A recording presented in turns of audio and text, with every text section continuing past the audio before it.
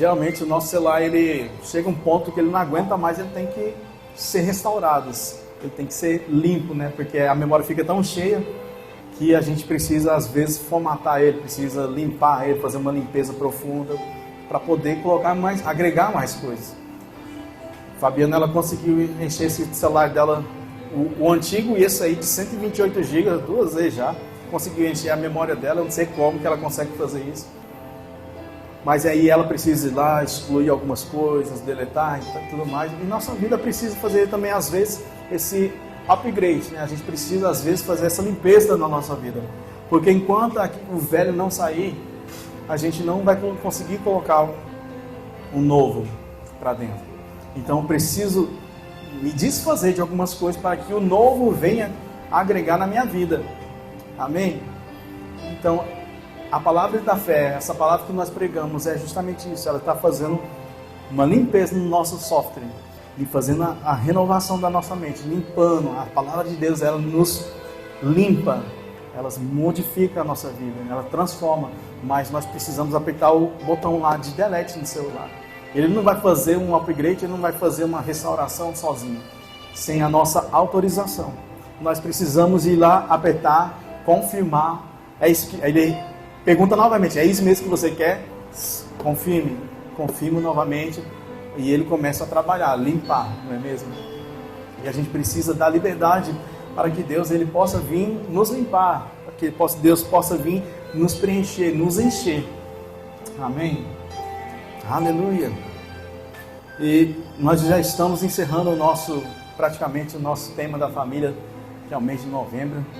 Já estamos encerrando novembro, já estamos entrando em dezembro, rapaz, já está acabando o ano, mas nós estamos acabando bem, nós estamos acabando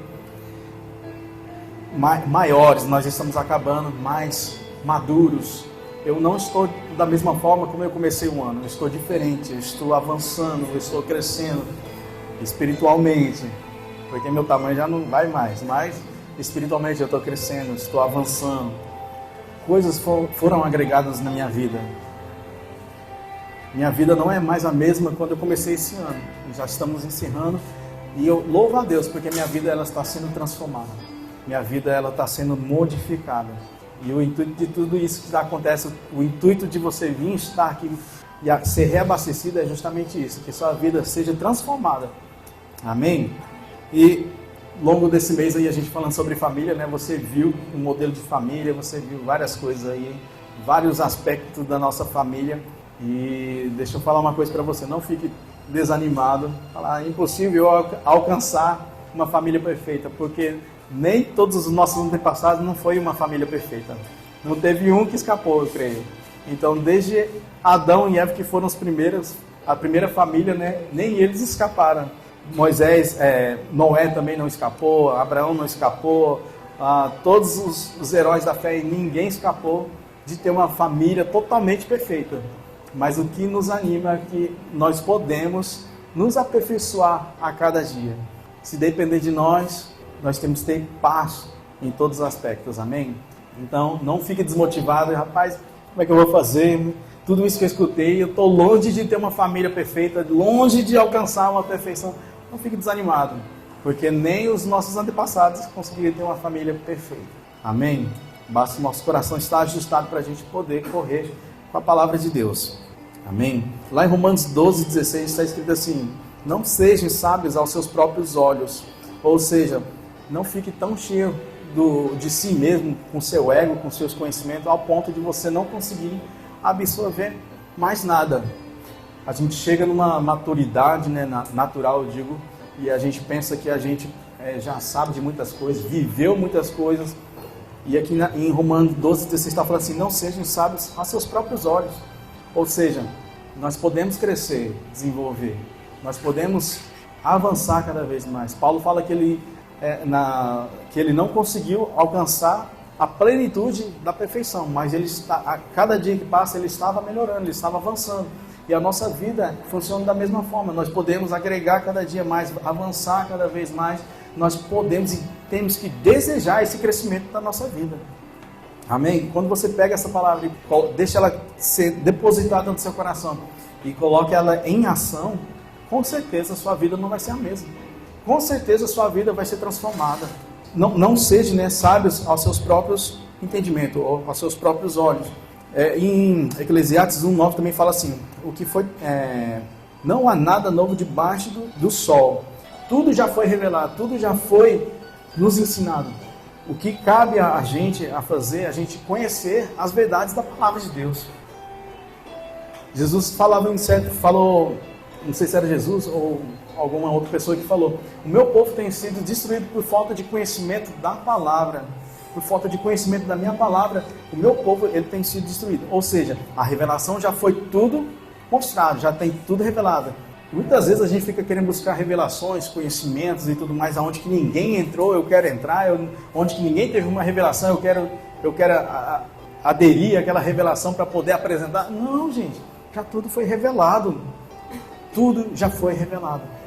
O que cabe a gente a fazer é pegar essa revelação que já foi toda proposta para nós, já foi toda exposta para nós e a gente poder viver ela. A falta de conhecimento, ela nos inibe de avançar na nossa vida. Enquanto a gente vive na ignorância, enquanto que a gente vive na falta de conhecimento, a gente nunca vai conseguir dar um passo além dos nossos olhos. Nós precisamos ampliar a nossa visão, nós precisamos ampliar o nosso conhecimento, o conhecimento da palavra de Deus, para que a gente possa, assim, avançar. Coloque aquela imagem, por favor. Essa imagem aqui eu coloquei para vocês dar uma olhadinha.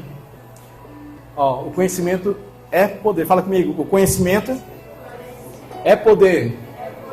Ali está escrito o quê? Água. À esquerda ali está escrito água, 9 quilômetros. H2O, 50 metros. E o rapazinho ali, o senhor ali está indo para a direção da água porque ele está com sede. Ele está com sede. Mas por falta de conhecimento, por falta daquilo que ele não sabe o significado de H2O, ele está indo na direção contrária. Obrigado. Então a falta de conhecimento, ela vai nos afastar do objetivo, de chegar rápido no nosso objetivo, de chegar velozmente nos nossos objetivos que Deus tem para mim e para você. Então busquem conhecimento, busquem averiguar tudo que nós estamos ministrando aqui para vocês, se realmente confere com a palavra de Deus. Se confere, meu filho, agarre e não solte mais essa palavra. Se está sendo ministrada a palavra de Deus, pegue isso para a sua vida, que ela vai transformar certamente. Vai ser transformada certamente. Amém? Então a falta de conhecimento, ela vai nos impedir de chegar nos lugares mais rápido. Mas quando chega o conhecimento, chega a revelação, eu estava indo ali 5 quilômetros para lá, sendo que 50 metros aqui eu tenho água em abundância. Ela vai fazer isso.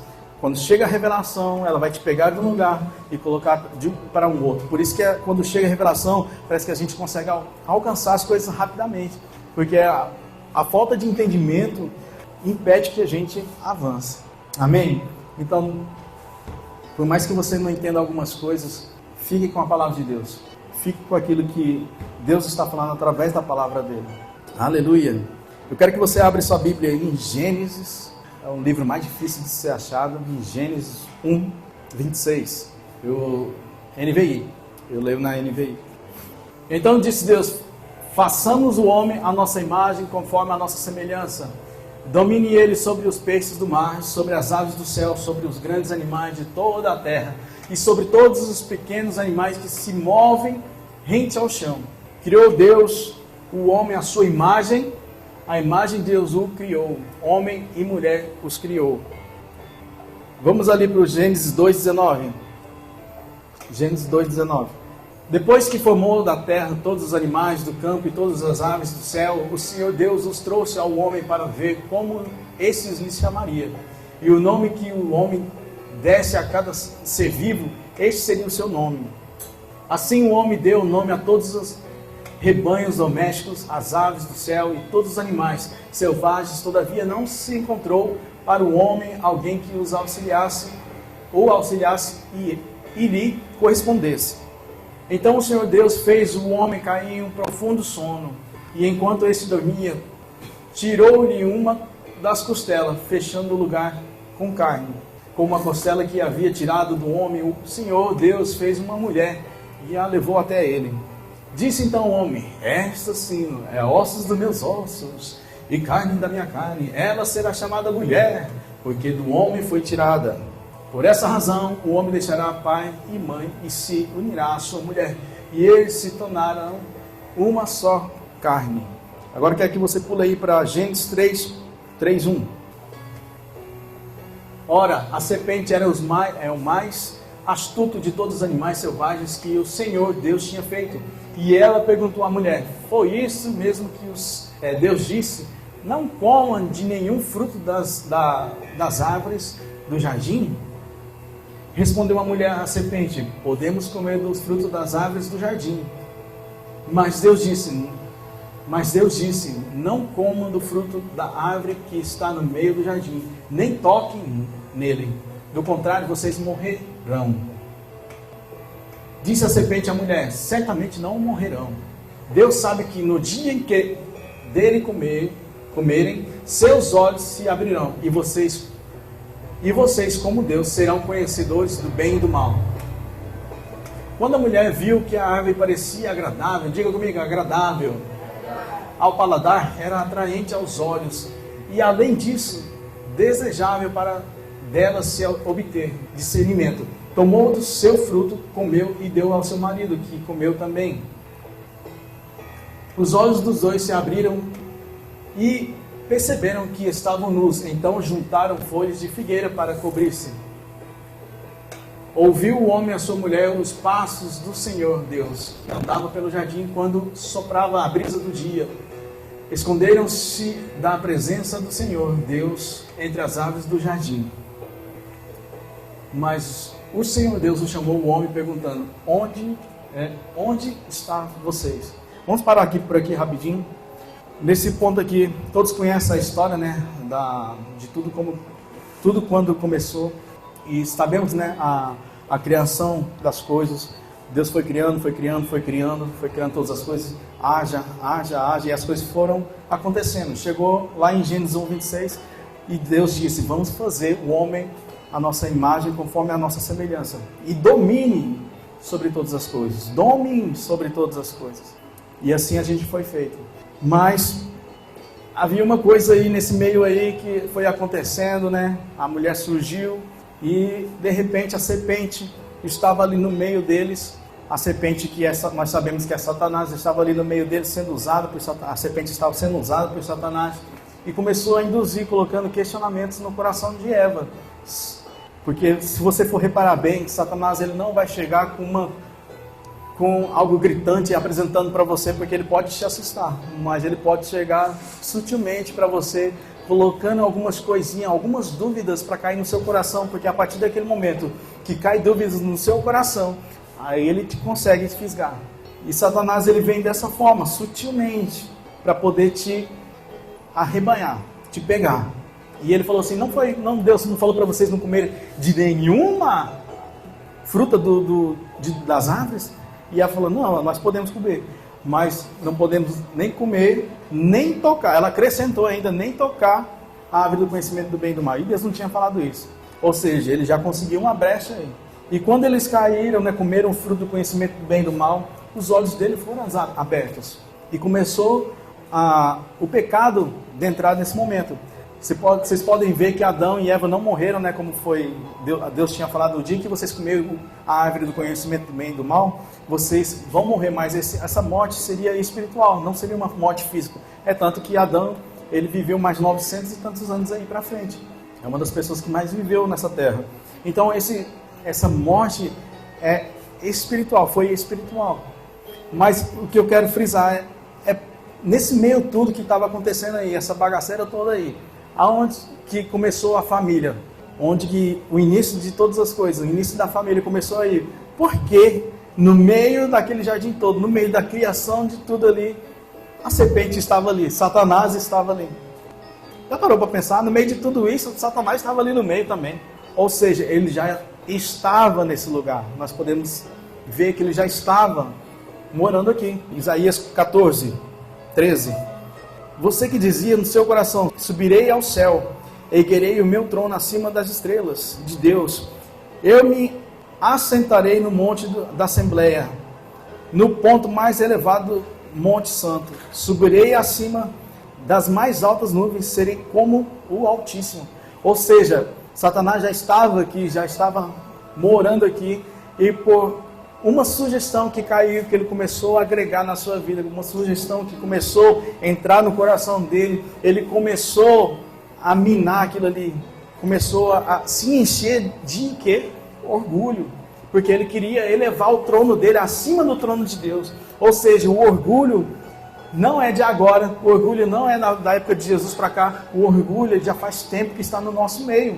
Não foi de Adão e Eva que começou o orgulho, já antes disso o orgulho já havia. Antes disso o orgulho já estava. É tanto que quem caiu no orgulho primeiro foi Lúcifer. Caramba, nunca tinha pensado nisso. Então o tema da minha ministração dessa noite seria o orgulho, o mal de todos os males. Então quando a gente não toma cuidado com o orgulho, ele pode nos derrubar. É tanto que derrubou um anjo de luz, o orgulho. É tanto que ele derrubou a primeira família criada por Deus, Adão e Eva. É tanto que ele derrubou, o orgulho derrubou 1/3 dos anjos do céu. Já parou para pensar? 1/3 dos anjos caíram juntamente com Lúcifer, porque havia orgulho em seus corações. Ou seja, se a gente não tomar cuidado com esse orgulho, eu digo orgulho negativo, a gente pode cair. Quando eu comecei a gente foi montar o nosso ministério lá em Aracaju, na época na Igreja Verbo da Vida de Aracaju, eu fui montar o ministério junto com meu amigo, Jovens Focados na Visão, um ministério de evangelismo, e a gente tinha o desejo muito grande de alcançar o mundo todo. E esse desejo não acabou, vai só fortalecendo cada vez mais. E quando a gente foi colocar nas pautas, para apresentar para o nosso pastor Derry, na época, a gente foi apresentar para o nosso pastor, a gente falou assim, olha, a gente precisa traçar algumas coisas aqui para a gente poder ter um ministério forte. E estudando a vida de outras pessoas que são referências, pessoas, heróis da fé, que foram referências, a gente aprendeu 3 coisas que derrubam uma pessoa. 3 coisas que podem derrubar eu e você do nosso ministério. Eu estava comentando isso com o Juninho esses dias atrás. Uma delas é o que tem mais derrubado pessoas aí, pessoas que estão lá em cima, pessoas que estão avançando no ministério, pessoas que estão dentro da igreja, relacionamento sexual. Segundo ponto que tem mais derrubado pessoas, dinheiro. E eu não falo que a gente precisa ter uma vida miserável, não é sobre isso, mas o amor ao dinheiro é o mal de todas as coisas. Terceiro ponto que faz também cair as pessoas, que durante esses estudos todos, a gente chegou numa conclusão, soberba, o orgulho. Então, esses são os 3 pilares. E desde então eu coloquei aquilo ali como padrão para a minha vida. É por isso que quando a Fabiana me conheceu, eu era muito carrancudo, muito casca grossa, porque eu não queria ter contato com as mulheres, eu não queria me proteger, me resguardar. Ela é prova disso. E também o orgulho e finanças também, o amor ao dinheiro. E durante muito tempo eu estava atuando no ministério de evangelista, orando pelas pessoas, via curas se manifestando, via pessoas até ressuscitar, cadeirantes se levantar. Mas eu fazia aquilo ali não com amor. Havia orgulho no meu coração. E eu comecei a perceber que havia orgulho no meu coração e comecei a pedir a Deus para me ajudar, para tirar aquilo de mim. Porque a gente parece que vem com um software, Quando você instala um computador, já vem com... Quando você compra um computador, um celular, já vem com software, instalado. E às vezes esse software parece que estava bichado. Então a gente precisa tratar a nossa vida. Nós não podemos ser semelhantes como o mundo é. Então a gente vem do mundo carregando muitas coisas, muitas crecas, muitas coisas erradas aí que a gente aprende ao decorrer da nossa vida, porque nós não somos corrigidos. Aliás, nós somos instigados a ser pessoas orgulhosas, a ter orgulho nosso mesmo. Não, se alguém fazer alguma coisa de ruim com você, meu filho, lasca a mão na cara dele também. Se alguém fizer alguma coisa ruim para você, não volte do mesmo jeito, não. Faça também. Foi assim que eu aprendi a vida toda. Então a gente é induzido a crescer dessa forma, com orgulho. O mundo aí afora, o ditado do mundo aí, injeta orgulho na nossa vida todo o tempo. Então, A partir do momento que nós entregamos a vida para Jesus, nós sabemos que nós não precisamos viver numa vida pecaminosa. Nós não temos mais a essência do mundo, mas a essência de Cristo em nossas vidas. Então, quando nós decidimos a ter uma vida transformada, nós conseguimos largar o orgulho de lado, largar os rancores de lado, largar tudo isso de lado e viver uma vida em amor.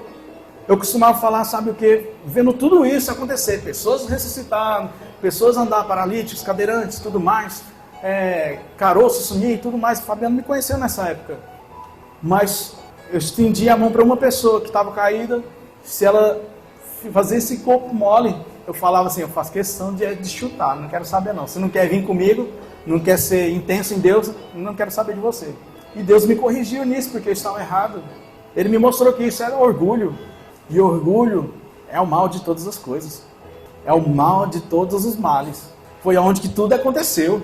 Foi aonde que até derrubou o anjo de luz. Foi aonde que derrubou um terço dos anjos do céu. Foi aonde que o homem e a mulher, os primeiros homem e a mulher, caíram também no pecado. O orgulho. Como é difícil lidar com orgulho. Como é difícil a gente poder ceder, abrir mão de nós mesmos. Porque a gente quer fazer justiça com as nossas mãos. Nós queremos fazer justiça. Queremos que as pessoas nos respeitem. Queremos que as pessoas nos engulam a goela abaixo. É assim que eu e você somos programados. Sendo que a palavra de Deus fala totalmente ao contrário. Se você levar um tapa na cara, dê a outra. Dê outra face. Ande em amor. Exerça o fruto do Espírito. Nós que somos convertidos, nós que temos uma mente transformada pela palavra de Deus, nós temos que andar sempre em fruto do Espírito. Todos os frutos em operação. Andando em amor. E o maior deles é o amor. Quantas e quantas vezes a gente tem que fechar a boca, trancar os dentes para não falar alguma coisa, para não magoar outra pessoa, mesmo que você talvez esteja certa. Como eu sempre falo, não é à toa que nós temos fraturas expostas na boca para poder prender a nossa língua, para não murmurar contra aquela pessoa, para não falar mal contra aquela pessoa. Com certeza, se você fosse banguela, ia dar uma escorregada aí sua língua. Então, os dentes servem para você segurar, para você não falar. Aleluia! Gênesis 4, 1, 8. Não, Gênesis 4, 1. Vamos voltar rapidinho aqui no Gênesis 3, 1, 8. Gênesis 3, lá no 8. No 8, isso. Ouvindo um homem e sua mulher os passos do Senhor Deus, que andava pelo jardim quando soprava a brisa do dia, esconderam-se da presença do Senhor Deus entre as árvores do jardim. Mas o Senhor chamou o homem perguntando: onde está você? E ele respondeu: ouvi os teus passos no jardim e fiquei com medo porque estava nu, por isso me escondi. E Deus perguntou: quem disse que você estava nu? Você comeu o fruto da árvore da qual eu proibi de comer? Disse o homem: foi a mulher que tu me destes por companheira que me deu do fruto da árvore e eu comi.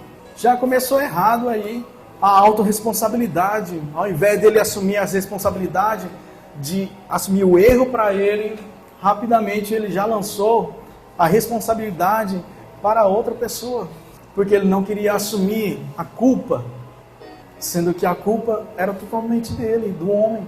Deus havia falado para o homem: não coma daquela árvore do conhecimento do bem e do mal.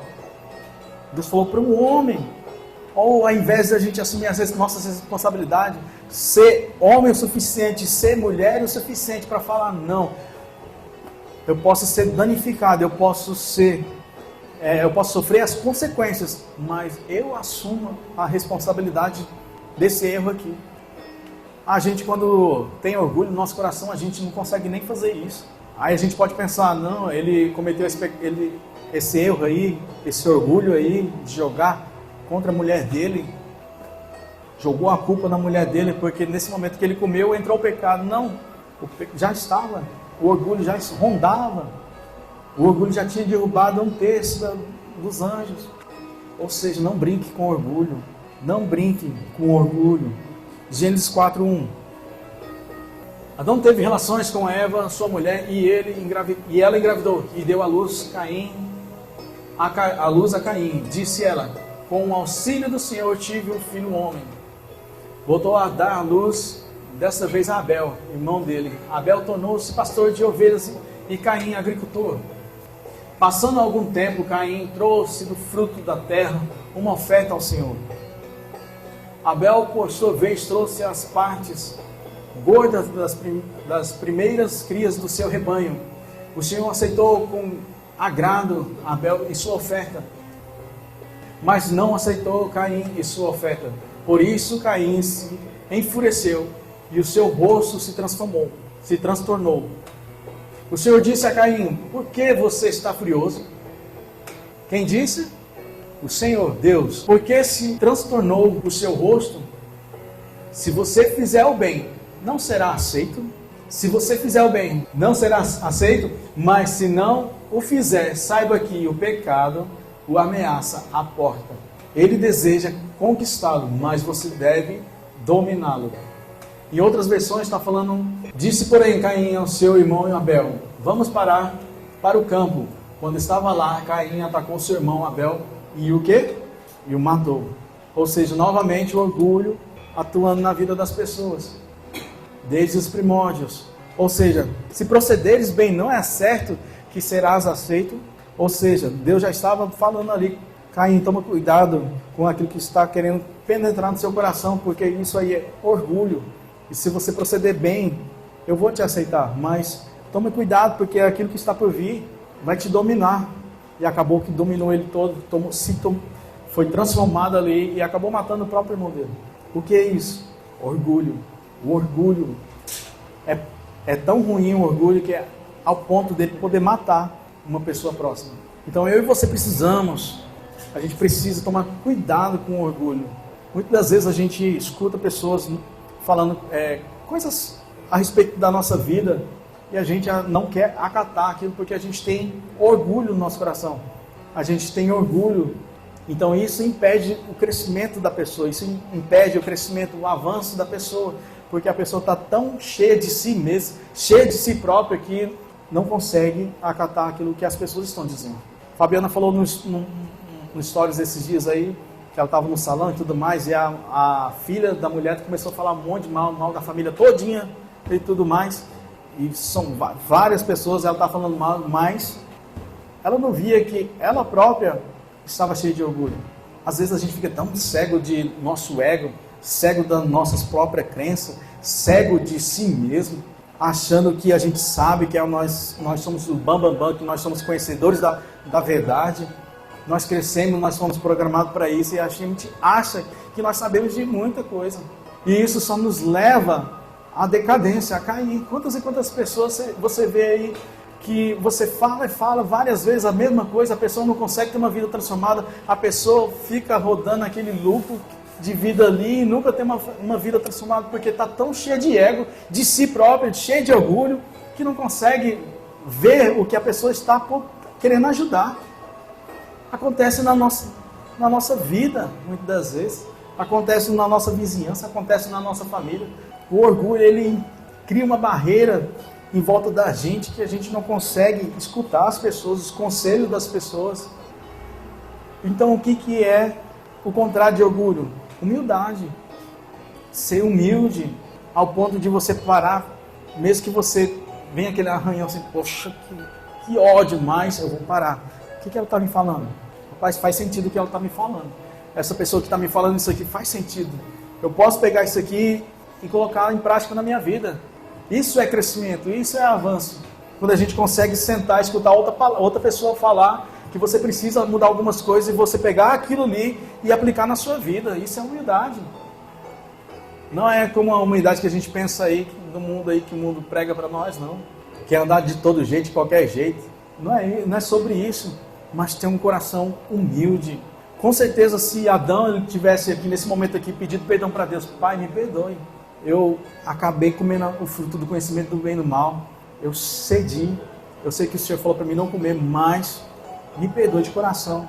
Ser humilde, as coisas teriam sido talvez diferentes.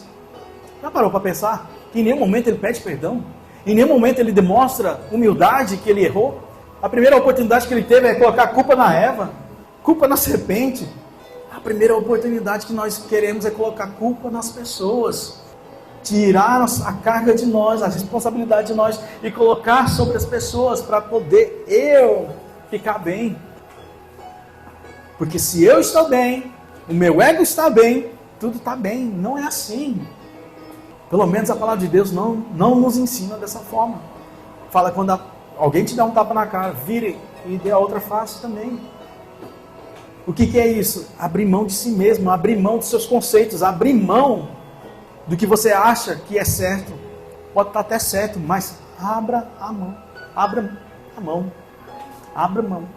Sabe, o orgulho nos afasta tanto de Deus. E eu creio que o orgulho ele pode afastar as nossas orações, alcançar Deus. Então a gente precisa nos humilhar, no aquebrantamento, diante do altar de Deus. Ah, Senhor, mas eu me vejo como um vermezinho de Jacó. Não é sobre isso, gente. Não é sobre isso. Mas ter um coração aberto para Deus operar, Deus trabalhar.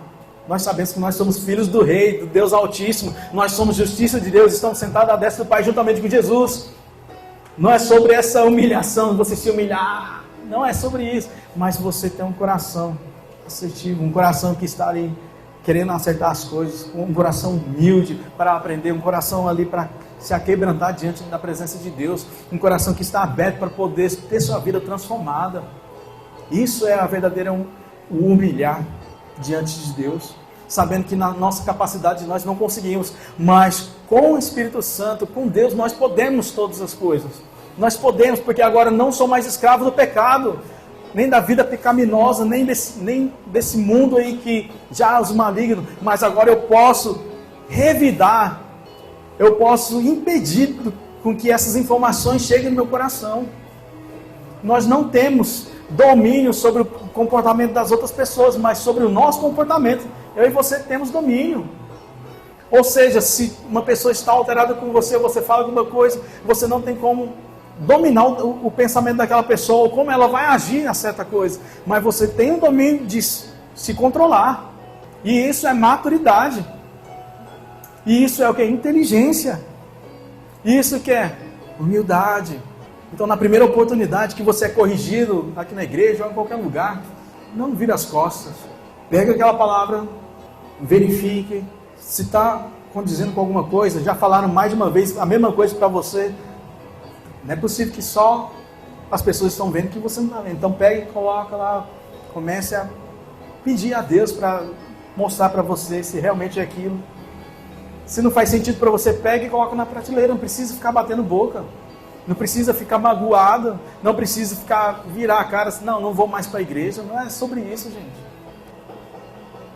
Vamos amadurecer, vamos crescer, ser humildes de coração.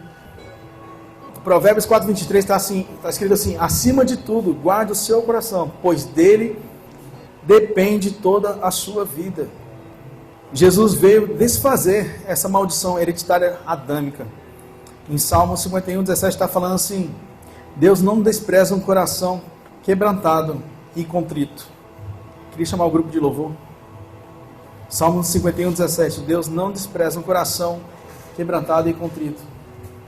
Sabe, queridos, eu vou encerrar com isso, porque a gente já está estourando nosso horário, mas o que eu queria ministrar para você nessa noite é a respeito, não deixe que o orgulho, ele domine o seu coração. Não deixe que o orgulho, ele venha impedir você de alcançar as promessas de Deus para a sua vida. Não deixe com que o orgulho, ele venha te afastar do crescimento que Deus tem preparado para você. Quando a gente olha para a vida de Paulo, ele era um cara muito renomado, uma pessoa que era muito estudada naquela época, era uma pessoa que estava ali sempre na sinagoga, ali com os mestres da lei, e ele foi uma das pessoas mais humildes que você pode ver na Bíblia, no Novo Testamento. É uma das pessoas que mais nos inspira a viver e ter uma vida e andar em amor. Então, se Paulo, que estava ali que no início da jornada dele, na verdade antes da jornada dele, estava ali caçando os crentes, estava ali matando, caçando e matando, prendendo os cristãos. Ele teve uma vida transformada, porque ele teve a humildade de escutar, a humildade de poder abrir mão dos seus conceitos, daquilo que ele achava que era verdade. Ele teve a capacidade de abrir mão de si mesmo. E quando ele fez isso, ele teve uma vida transformada. Quando ele tomou essa decisão na vida dele, Deus começou a usar ele de uma forma tremenda. Porque Deus está procurando. Corações assertivos. Os olhos do Senhor estão procurando aqueles verdadeiros adoradores. E o que é um adorador? O que é um adorador? Aquela pessoa que representa Deus aqui na terra. Isso fala que caráter, humilde, coração assertivo, uma pessoa que quer crescer na vida, uma pessoa que quer avançar nas promessas de Deus. E eu creio que quando a gente, como essa música está falando, quando a gente humilha diante do altar de Deus, quando a gente coloca nessa posição, Senhor, sem o Senhor não consigo,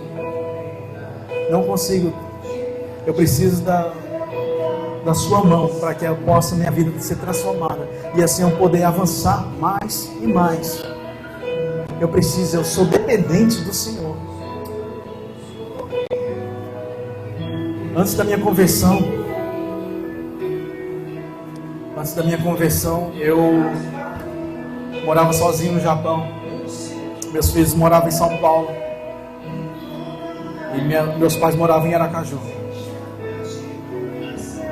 E eu via meus filhos lá em São Paulo e aquilo me machucava muito porque eu estava morando longe dos meus filhos. E aquilo me doía muito. E era uma vida muito depressiva que eu levava. Porque eu queria estar próximo dos meus filhos. Eu sabia que eles estavam passando por algumas situações. Às vezes o Lucas me ligava chorando: pai, eu quero ir embora, eu quero ficar com o Senhor. E aí eu não podia fazer nada. E aquilo me matava por dentro, aquilo me moía por dentro, porque eu não conseguia ficar com eles naquele momento. E eu estava totalmente no mundo, uma vida louca. E certa vez, quando eu cheguei do trabalho à noite, trabalhava 12 horas por dia, cheguei no trabalho, sentei assim perto da varanda da minha casa, morava sozinho. E aquele momento de depressão, aquele momento de opressão de Satanás, condenação, porque Satanás faz isso, ele te condena, ele te bota opressão em você, bota pensamento de suicídios em você, porque ele vai te levar você lá no fim do poço, vai falar que você não presta, que você não serve para nada. É assim que ele vai fazer com você, vai te massacrar. E nesse momento aí, quando eu estava lá no fim do túnel, no fundo do poço, estava até fumando nesse momento. Aí eu pensei assim: Senhor, Deus, né? Deus, eu preciso da sua ajuda.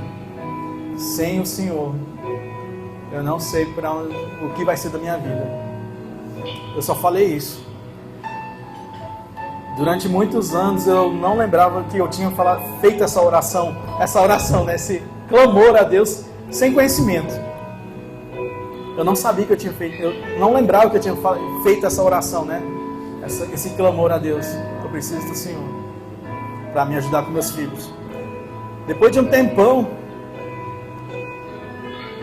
Deus fala comigo audivelmente.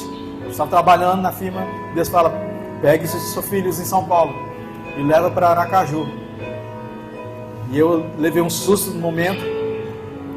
Achei que era um fantasma falando comigo. Aí parei para pensar: fantasma vim lá do Brasil para falar em português comigo? Acho que não é fantasma não, acho que é Deus. Não era convertido não. Aí eu comecei a conversar com aquela voz: eu não preparei nada, não tenho condições de ir embora agora. Não me programei para fazer isso, não posso ir embora agora. Pegue seus filhos de São Paulo e vai para Aracaju, vai embora. Resumindo a história, por causa do horário, depois de umas 3 semanas eu estava voltando para o Brasil. Acreditei naquele comando. E quando eu peguei os meninos em São Paulo, levei para Aracaju para ficar com meus pais, passar uma temporada comigo, achei que era uma temporada. A gente recebe uma ligação depois de um mês e pouquinho, que o quarto onde que eles dormiam à noite, A laje todinha desabou. E se eles estivessem lá, eles tinham morrido. O Lucas e a Emma. Ou seja, quando eu me humilhei diante de Deus, quando eu vi que quando eu olhava para os lados, não via mais escapatório para a minha vida, não via escapatório para a vida dos meus filhos, e eu olhava daquele fundo daquele poço, eu só lembrei de Deus. Deus, me ajuda. Na minha capacidade eu não posso. Eu não sei mais o que fazer. A única escapatória que eu via era a morte. Mas quando eu lembrava dos meus filhos, não conseguia fazer aquilo. Mas Deus, fala comigo, Deus, Ele lembrou. Ele pegou aquela oportunidade, onde que eu abri minha boca para me humilhar. Aquela oportunidade que eu pedi ajuda para Ele. E daquilo ali Ele fez um trampolim para minha vida, da minha vida. Mesmo eu não sendo convertido, mesmo eu não tinha entregado a vida para Ele, Ele pegou aquilo ali, me tirou daquele lamaçal, me trouxe para o reino de Deus. E quando eu cheguei aqui, minha vida foi totalmente transformada.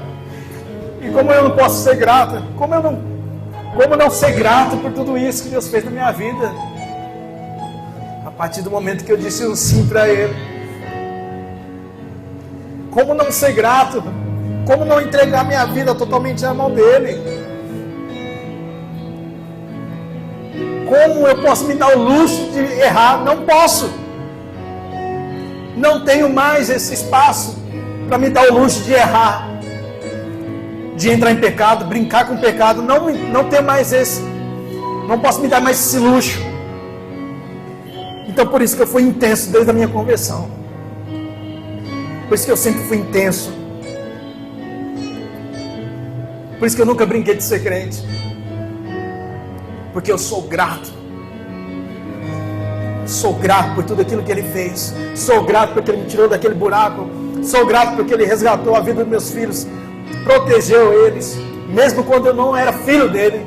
Mas por causa de um clamor. Por causa de uma humilhação.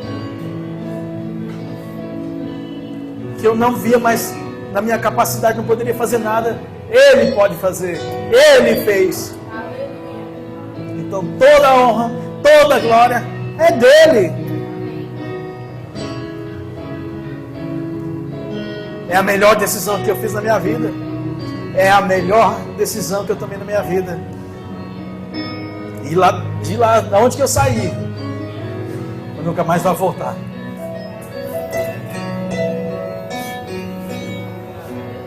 Se eu me humilhar diante